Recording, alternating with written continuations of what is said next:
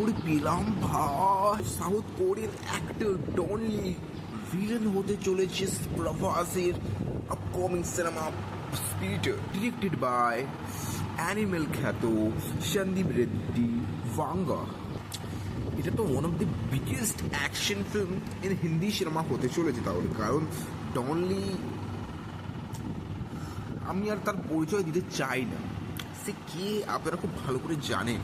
আপনারা দ্য আউটলস দেখেছেন, আর একটা সিনেমা তো আপনারা অবশ্যই দেখেছেন, ট্রেন টু বুসান, খুবই পপুলার একটা কোরিয়ান সিনেমা।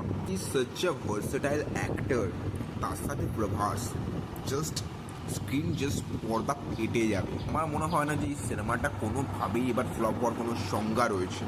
এই যে প্ল্যানটা হয়েছে না, সেটা একটা মাস্টার স্ট্রোক, মানে এখন থেকে সিনেমাটা ব্লকবাস্টার ডিক্লেয়ার হয়ে গেল। জাস্ট আমি সকালে যখন খবরটা জানতে পারলাম, তখন জাস্ট আমার রিয়াকশন ছিল হোয়াট দ্য জেস। আর এখনো বিশ্বাস হচ্ছে না এটা সত্যি সম্ভব নাকি এটা ফেক খবর।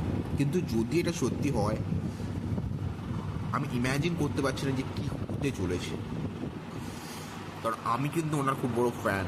অ্যাক্টিংটা হয়তো সেই লেভেলের নয়, বাট ওনার যে পার্সোনালিটি, সেটার আমি বিশাল বড় ফ্যান। আর আমি খুব এক্সাইটেড স্পিরিটের জন্য।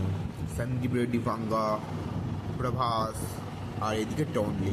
এই সিরিজ সেটা প্ল্যান করছে যে কোরিয়াতেও সিনেমাটা একটা বড় আকারের রিলিজ দেওয়ার যে প্ল্যানিংটা করছে, সেটা কিন্তু গড সব খবর পাচ্ছি ভাই।